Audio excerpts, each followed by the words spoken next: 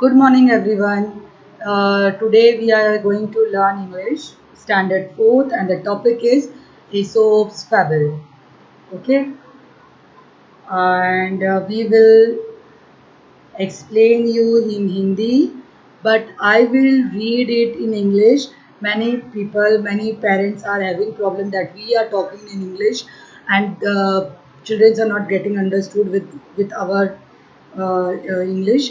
वो लोग एक हम लोगों को बोलने जा रहे हैं कि हम लोग बहुत ज़्यादा इंग्लिश यूज़ कर रहे हैं, बट अगर हमने इंग्लिश में रीडिंग नहीं की तो बच्चों को प्रोनाउंसिएशन भी नहीं आएगा, रीडिंग करने भी नहीं आएगा, इसीलिए हम यूज़ कर रहे हैं. सो we are trying, we will use in Hindi, we will use Hindi a lot here, as we are having a habit of saying in English. So this is a lesson about fables. Fables are short stories that have a moral or message for us, something to learn and keep in mind as we grow up. Most of the fables have animal character who think and act just like human beings. See fables, first we will learn what is fable and what is Aesop. ठीक है, the topic is Aesop fable. So who is Aesop and what is fable? Fables means a short story which have morals and messages. हमको उससे कुछ सीखने मिलता है. तो और ज़्यादातर ये उन एनिमल्स कैरेक्टर्स के बारे में होती है जो ह्यूमन बींग्स की तरह एक्ट करते हैं. Okay, it is believed that many years ago, hundreds of years ago, these fables were told by Aesop. ये जो स्टोरी हम बता रहे हैं, जो यहाँ पर बुक में है, ये एसोप फेबल के बारे में. ये एसोप ने बनाई हुई है, एसोप ने लिखा हुआ है, एसोप ने बताया हुआ है. और ये 100 of years ago ग्रीस में रहते थे. He used to live in Greece.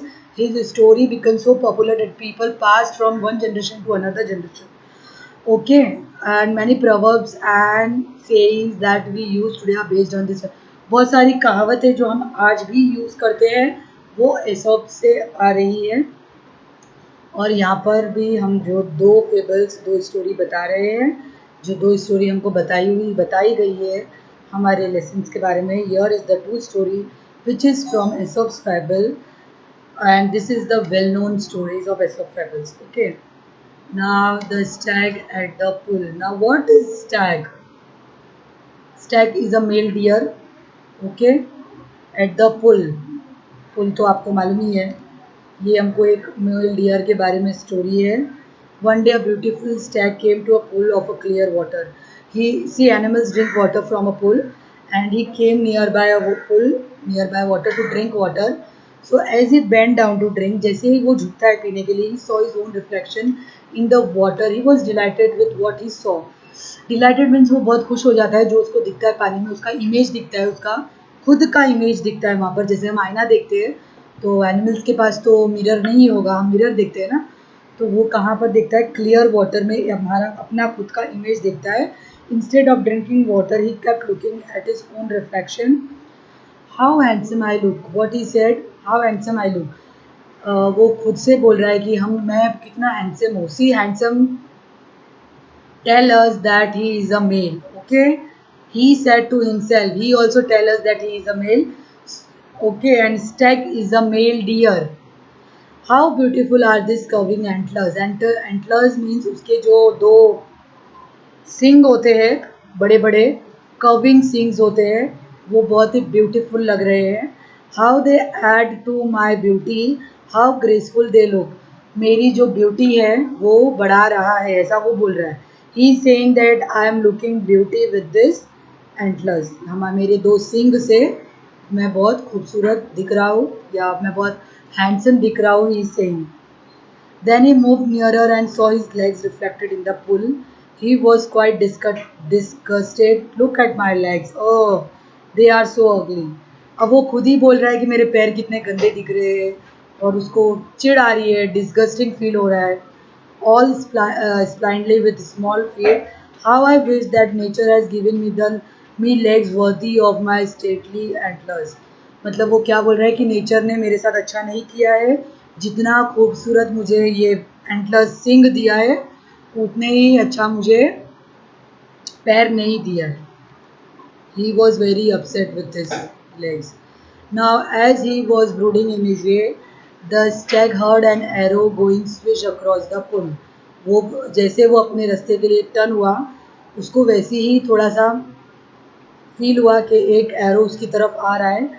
Eight the same time he picked up the scent of hunters, और तुरंत उसको एहसास हुआ कि मेरे पीछे क्या है। Scent means here, scent of hunters means बहुत सारे group of hunters. Okay, with a quick turn he bounded away, फटाक से वो क्विकली वो टर्न होके भागने लगा। His legs carried him swiftly into the forest. अब उसको भागने में कौन हेल्प किया? उसके पैर ने हेल्प किया, उसके लेग्स ने उसको हेल्प किया, उसके एंटलर्स ने हेल्प नहीं किया। तो उसको सेव कौन कर रहा है? लेग्स कर रहा है। Which he was thinking disgusting, which he was thinking that legs is not of use. The hunters were hot on his trail, but they were no match of his speed. Hunters पीछे भाग रहे थे, बस उसकी speed को वो कोप नहीं कर पा रहे थे। The hunters can't cope the male deer the stag. Soon the stag left the hunters far behind, और इतना जोर से वो भागा with the help of his legs. He ran so fast that he left the hunters far far behind. Safe and out of the hunter's reach, the stag slowed down suddenly. Without realizing it, he walked into a thicket. There were trees with strong branches growing close together, and alas, the same antlers of which he was so proud got caught in the thick growth. Now that Hunter slow down, वो slow down हो गया, उसको मालूम पड़ गया कि अभी बहुत पीछे रह गए हंटर। तो वो स्लोली वो कहाँ घुस गया? जहाँ पर बहुत सारे ट्रीज थे, थिक ट्रीज थे। There were trees with strong branches growing close together, नज़दीक नज़दीक वो लोग ग्रो हो गए थे, ग्रो किए हुए थे।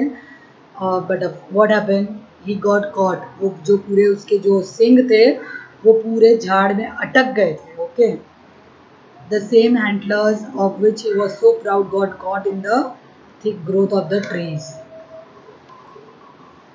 See, like this he caught. Now what happened? The stag tried to shake himself free, but the more he struggled, the more entangled his antlers got in the branches. अब वो जैसे जैसे उसको छुड़ाना चाह रहा है, अपना सर हिला रहा है, वैसे वैसे वो और उलझ जा रहे हैं। Okay, once again the stag could hear the hunters drawing close. अब क्या हो गया है? इसकी वजह से, जो जिस वजह से वो अटक गए ट्री में, इसकी वजह से हंटर्स क्या हो गए? उसके क्लोज आते जा रहे हैं। At last with great difficulty he manage to free his antlers and bounded away. Somehow he manage this difficulty, free his antlers and bounded away means वो सब छुड़ा के कैसे तो भी भाग गया, वहाँ से निकल गया। Now he realized that his ugly feet saved his life, and with what he was so proud of his antlers, वो लोग उसको मतलब उसका मरने का कॉज बन गया होता अभी वो। अब मैं हिंदी यूज़ करी, अभी कंप्लेंट नहीं कर देना कि टीचर इंग्लिश नहीं यूज़ कर रही है। Okay, now he was so proud of his handsome antlers, but they would have been cause of that. अब जो वो मर जाता था उसकी वजह से, जो एंटलर्स की वजह से वो मर गया होता ऑलमोस्ट, लेकिन बचाया किसने उसको? उसके अगली फीट ने। Very often we dislike the very things that are most beautiful to us, so not every beautiful thing is useful. Okay, और जो हम डिसलाइक करते कि अरे ये अच्छा नहीं दिख रहा है, वो हमारे लिए यूजफुल हो सकता है। So be careful. Now here is the second story. This is the this is about the dog in the manger. What is manger? Dog, so you know what is dog, but manger means where food is kept of in a you can say for cow. Okay, food is kept in their cow shed.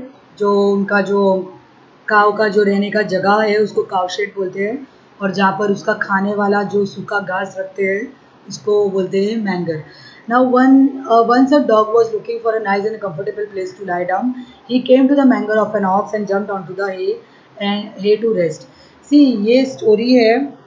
It was a very hot afternoon. After a while, the ox returned from the field. He had worked hard in the hot sun and was quite hungry. See, story is all about a dog. Okay, he was looking for a nice place and a comfortable place to sleep, because Yeah, it is mentioned in the story that it was a hot afternoon, so he want to rest. So what he did, there was nothing, so he jumped.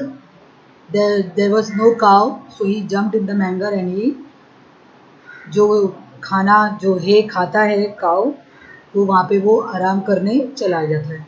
अब वो इतनी गर्मी थी वहाँ पर afternoon में, it was a very hot afternoon. After a while the ox return from the field. वो aux क्या है, काम करके आता है, उसको भूख लगी होती है. Okay, he had worked hard in the hot sun and was now quite hungry. He was quite hungry. He stood in his stall and was planning to eat the hay that was put in the manger for him. Okay? वो जाता है मैंगर के पास, खड़ा होता है खाना खाने के लिए. वो प्लान करता है. कौन प्लान करता है? ऑक्स प्लान करता है, because he has work hard in the field and it was very hot afternoon. बहुत गर्म होता है, तो उसको क्या होता है, भूख भी लगती है, काम करके आता है वो. So he stood in his stall and was planning to eat the hay that was put in the manger for him. However, when he reached for the hay, the dog saw him. जैसे ही वो उसके close जाता है, dog उसको देख लेता है. Each time that the ox came near the hay, the dog snarled, barked and snapped at the ox. He would not allow the ox to eat.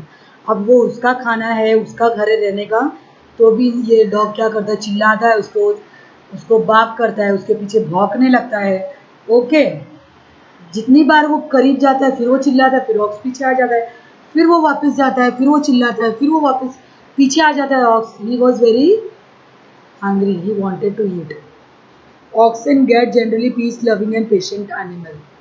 See, these oxen are generally peace loving. ये लोग झगड़ा नहीं करते, dog की तरह वो मतलब चिल्ला पुकार नहीं करते.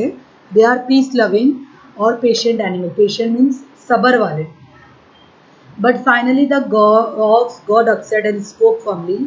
See, he got upset. अब वो सैड हो गया, उसको भी भूख लगी थी, वो भी वहाँ से काम करके आया हुआ था. तो वो क्या बोलता है, सी, अगर आपको मेरा डिनर शेयर करना है तो मुझे कोई प्रॉब्लम नहीं है, बट या आप खा भी नहीं रहे हो और मुझे खाने भी नहीं दे रहे हो, ना खुद इंजॉय कर रहे हो ना मुझे इंजॉय करने दे रहे हो, it is of no use. उसका कोई यूज़ ही नहीं है. Then why don't you let me have my favourite food. क्यों आप मुझे मेरे पसंद का खाना खाने नहीं दे रहे हो. ओके, अगर आप इंजॉय नहीं कर सकते तो एटलीस्ट मुझे इंजॉय करने दो, एटलीस्ट मुझे करने दो. He was very upset. That cow was very upset. Here is the exercise. Meanings are this. You have to copy in your notebook. Now I am not going to read every, okay, every meanings. अभी वो starting में हमने कर रहा था वैसा, अब हम चेंज कर रहे हैं थोड़ा. ये है, ये आप इसको कॉपी कर लो. अगर आपको कुछ प्रॉब्लम आएगा तो आप हमको कॉल करके पूछ ही सकते हो, यू नो दैट, या फिर मैसेज कर दो. Here is the answer the following of this lesson. 1 2 3. Okay, this is 4 5 6. See, this is the message of the, this is the dictation word I am giving you. Fables, character, Aesop, generation, delighted, curving, antlers, graceful, disgusted, brooding, entangled, manger, snarled, begrued, snapped. Now this is the activity and this is one of my favorite work which I used to do. You have to write and find the name of 10 countries. कोई भी 10 countries का नाम आपको find करना है. India, Pakistan, Nepal, China, Sri Lanka. 5 तो मैंने बता दिए, अभी आपको 5 ही रह गए. You have to write, correct spelling में लिखना है. Okay, now you people are grown up. You have to write the exercise and dictation word in your English notebook. English की नोटबुक में आपको ये एक्सरसाइज लिखना है. This is your homework.